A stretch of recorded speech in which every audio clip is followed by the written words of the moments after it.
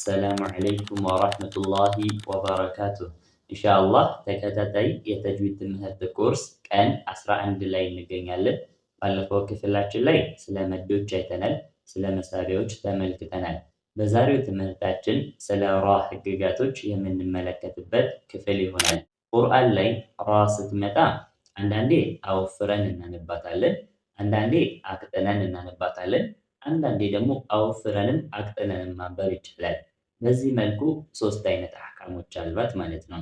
ከነዚህ ከሶስቱ የመጀመሪያ የሆነውን ራ የምትወፍርበት 8 ሁኔታዎች አሉ። እነዛ 8 ሁኔታዎችን የምንመለከትበት ክፍል ይሆናል። ቁርአን ላይ ራ በ8 ሁኔታዎቹ ላይ ትወፍራለች አለ። መጀመሪያ ግን መነሳት ያለበት እንዴት ነው የምናወፍረው?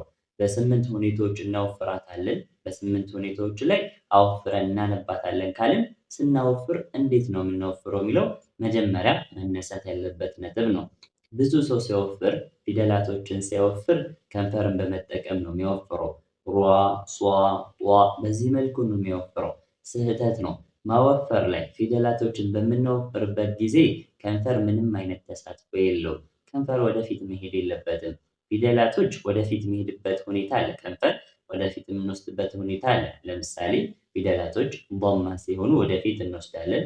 እንዲሁም ደግሞ ሐርፈል ዋው ላይ ወደፊት እንወስዳለን። ሌሎች ነጥቦችም አሉ፣ እሱ እንደርስበታለን። ግን ለመወፈር ብለን ወደፊት መውሰድ የለብንም። ስናወፍርም ከንፈር ተሳትፎ መኖር የለበትም ማለት ነው።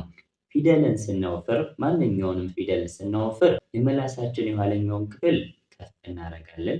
የምላሳችን የኋለኛው ክፍል ከፍ ይላል። ድምፁን ስናነበው ደግሞ ወደ ላይ እናደርገዋለን። ድምፁን አቅጣጫውን ወደ ላይ እንወስደዋለን። ፊደላቶች ሲነበቡ እንደመጡ ነው የሚወጡት። አስ፣ አሽ፣ አፍ ስንል እንደመጡ ነው የሚወጡት። ይህን አቅጣጫ እንቀይረውና ወደ ላይ እንገፋዋለን። ድምፁን ወደ ላንቃ ጎድጓዳው ክፍል ላይ እንወስደዋለን። ያኔ ጎድጓዳው ክፍል ጋር ደርሶ ሲመለስ፣ በዛ መልኩ ከሱ ጋር ተጋጭቶ ሲመለስ ይወፍራል። በእነዚህ በሁለት መንገዶች ነው የምናወፍረው። ከዛ ውጪ ከንፈርን ተጠቅሞ መሆን የለበትም። ፊደልን ስናወፍር የምላስ የኋለኛው ክፍል ከፍ ይላል። አንድ ምላሳችን የኋለኛው ክፍል ከፍ እናደርጋለን። እንዲሁም ድምፁን ደግሞ ወደ ላንቃ እንወስደዋለን። ጎድጓዳው ክፍል ላይ ከመጣ በኋላ ከታች ጀምሮ ከመጣ በኋላ ወደ ላይ እንወስደዋለን። ላንቃችን እንደዚህ ነው። ጎድጓዳው ክፍል ላይ ወደዛ እንገፋዋለን። ድምፁን አቅጣጫውን ወደዛ ስናስቀይረው ወይም ላንቃችን ጋር ተጋጭቶ ሲመለስ ይወፍራል።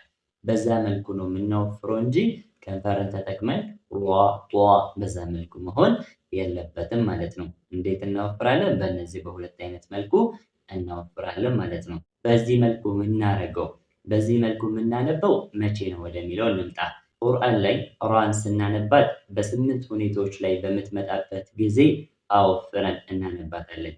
እነዛ 8 ሁኔታዎች የመጀመሪያው ፈትሐ ስትሆን ትወፍራለች። ሁለተኛው ዶማ ስትሆን ትወፍራለች። እነዚህ ሁለት ነጥቦችን እንያዝና 6 ድረስ መድረስ እንችላለን። ፈትሐ ስትሆን ትወፍራለች፣ ዶማ ስትሆን ትወፍራለች። ሁለቱን ከያዛችሁ 6 ድረስ ያስኬደናል። ፈትሐ ስትሆን ትወፍራለች አለን፣ 1 ስኩን ሆና ከፊቷ ፈትሐም ከመጣ ትወፍራለች። 2 ስኩን ሆና ከፊቷም ስኩን ከሆነ ሶስተኛው ፊደል ፈትሐ ከሆነ ትወፍራለች። 3 እዚህ ጋር የምናነሳው ነጥብ ይኖራል፣ እንመለስበታለን። አህካሞችን እንጨርሳቸውና በምሳሌ በደንብ እንረዳዋለን። ሐሳቡን ብቻ እንያዝ። ፈትሐ ስትሆን ትወፍራለች። 1 ስኩን ሆና ከፊቷ ፈትሐ ከመጣ ትወፍራለች። 2 ስኩን ሆና ከፊቷ ስኩን ሆኖ ሶስተኛው ፊደል ፈትሐ ከሆነም ትወፍራለች። 3 ፈትሐ በሚለው 3 ደረስን ማለት ነው። ሶስተኛው ነጥብ ላይ ግን ራ ስኩን ሆና ከፊቷ ያ ስኩን ከሆነ አይሆንም። ሶስተኛው ህግ ላይ የምትወፍርበት ላይ ስኩን ሆና ከፊቷ ስኩን ሆኖ ሶስተኛው ፊደል ፈትሐ ከመጣ ትወፍራለች አለን። ግን ከሷ በፊት የመጣው ስኩኑ ፊደል ያ ስኩን መሆን የለበትም። ያ ስኩን ከሆነ ትቀጥናለች ማለት ነው። እሱን እንጨምርበትና ራ ስኩን ሆና ከፊቷ ስኩን ሆኖ ሶስተኛው ፊደል ፈትሐ ከሆነ ትወፍራለች ማለት ነው። ፈትሐ በሚለው 3 ደረስን ማለት ነው። ዶማ ከሆነ ትወፍራለች። 1 ስኩን ሆና ከፊቷ ዶማ ከመጣ ትወፍራለች። 2 ስኩን ሆና ከፊቷም ስኩን ከሆነ ሶስተኛው ፊደል ዶማ ከሆነ ትወፍራለች። 3 በፈትሐና በዶማ 6 ደረስን ማለት ነው። ከ8ቱ 6 አለቀ። ፈትሐ ስትሆን ትወፍራለች። 1 ስኩን ሆና ከፊቷ ፈትሐ ከመጣ ትወፍራለች። 2 ስኩን ሆና ከፊቷም ስኩን ሆኖ ሶስተኛው ፊደል ፈትሐ ከሆነ ትወፍራለች። ሶስት ጨረስን። ሶስተኛው ነጥብ ላይ ግን ያ ስኩን መኖር የለባትም። ራ ስኩን ቀድሞ የመጣው ያ ስኩን መሆን የለበትም። በዚህ መልኩ ያ ስኩን ከመጣች ትቀጥናለች። የሚቀጥኑት ላይ እንመለከተዋለን። ሶስት ደረስን። ዶማ ስትሆን ትወፍራለች። አንድ ስኩን ሆና ከፊቷ ዶማ ከመጣ ትወፍራለች። ሁለት ስኩን ሆና ከፊቷም ስኩን ሆኖ ሶስተኛው ፊደል ዶማ ከሆነ ትወፍራለች። ሶስት በፈትሐ ሶስት በዶማ ሶስት ስድስት ጨረስን ማለት ነው። ሰባተኛ ላይ ራ ስኩን ሆና ከፊቷ ሐምዘቱል ወስል ከመጣ ትወፍራለች። ቀላል ነው።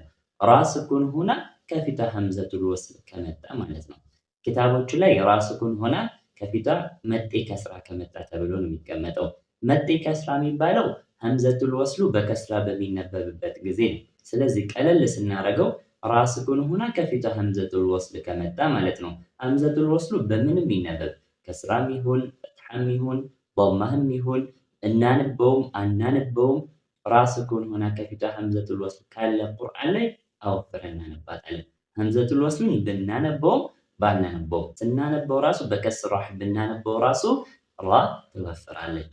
ሰባት ጨረስን። ራ ስኩን ሆና ከፊቷ ሐምዘቱል ወስል ከመጣ ትወፍራለች። ሰባተኛ። እነዚህ ሰባቶቹ በጣም ቀላል ናቸው። በፈትሐ ሶስት ሄደናል። በዶማ ሶስት ሄድን። ሐምዘቱል ወስል ጨምረን ሰባት ደረስን። ስምንተኛው ነው ትንሽ ከበድ የሚለው።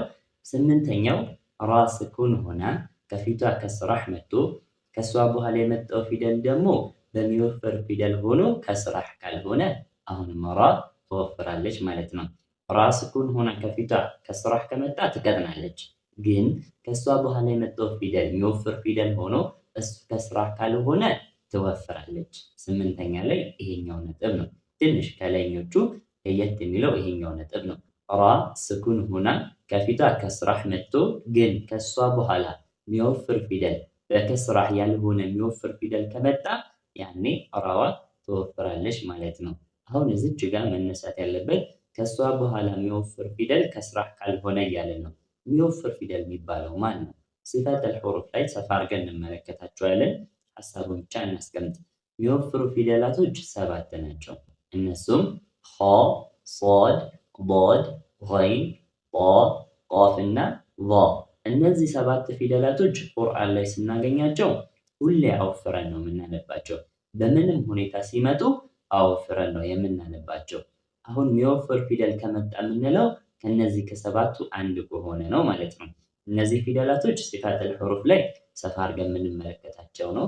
ግን ከነጥባችን ጋር ከርዕሳችን ጋር የሚገናኝ ስለሆነ ሰባቱን ፊደላቶች ብቻ ያዙትና ራ ስኩን ሆና ከፊቷ ከስራህ ከመጣ ትቀጥን ነበር። መስፈርቱ ራ ስኩን ሆና ከፊቷ ከስራ ከመጣ እናቀጥናታለን ነው። የሚቀጥኑት ውስጥ እንመለከተዋለን። ግን ከሷ በኋላ የሚወፍር ፊደል በከስራ ያልሆነ የሚወፍር ፊደል ከመጣ ራዋ ትወፍራለች ማለት ነው። ያኔ አወፍረን እናነባታለን ማለት ነው። እነዚህ በስምንት ሁኔታዎች ላይ ራ ትወፍራለች ማለት ነው። አንዴ እንከልሰውና በምሳሌ በደንብ ግልጽ ይሆንልናል። ፈትሐ ስትሆን ትወፍራለች። አንድ ስኩን ሆና ከፊቷ ፈትሐ ከመጣ ትወፍራለች። ሁለት እሷ ስኩን ሆና ከፊቷ ስኩን ሆኖ ሶስተኛው ፊደል ፈትሐ ከመጣ ትወፍራለች። ግን ሁለተኛው ፊደል ከሷ በፊት የመጣው ፊደል ያ መሆን የለበትም። ሶስት ዶማ ስትሆን ትወፍራለች። አራት ስኩን ሆና ከፊቷ ዶማ ከመጣ ትወፍራለች። አምስት እሷ ስኩን ሆና ከፊቷ ስኩን ሆኖ ሶስተኛው ፊደል ዶማ ከሆነ ትወፍራለች። ስድስት ሰባተኛ ራ ስኩን ሆና ከፊቷ ሐምዘቱል ወስል ከመጣ ትወፍራለች። ሰባት ስምንተኛ ራ ስኩን ሆና ከፊቷ ከስራህ መጥቶ ከሷ በኋላ የመጣው ፊደል የሚወፍር ፊደል ከስራ ያልሆነ ከሆነ ያኔ ትወፍራለች። በእነዚህ በስምንት ሁኔታዎች ላይ ራን ስናገኛት አወፍረን እናነባታለን ማለት ነው። በምሳሌ በደንብ ግልጽ ይሆንልናል። ምሳሌዎችን እንመልከት። ቁል አዑዙ ቢረቢ ናስ ቁል አዑዙ ቢረቢ ናስ አለም ተረ ከይፈ ፈዐለ ረቡከ ቢአስሓቢል ፊል ألم تر كيف فعل ربك بأصحاب الفيل فأثرن به نقعا فأثرن به نقعا فصل لربك وانحر فصل لربك وانحر والعصر قل يا أيها الكافرون قل يا أيها الكافرون وما أمروا إلا ليعبدوا الله حتى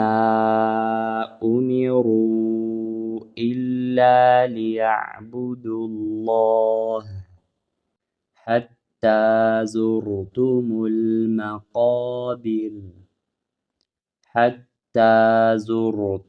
المقابر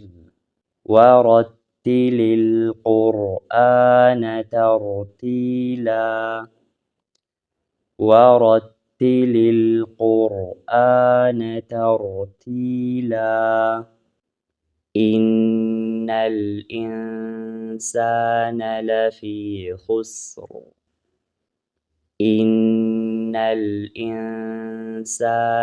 لفي خسر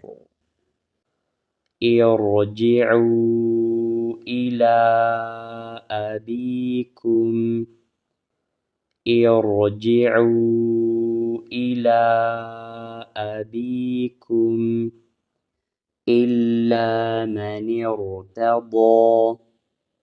إلا من ارتضى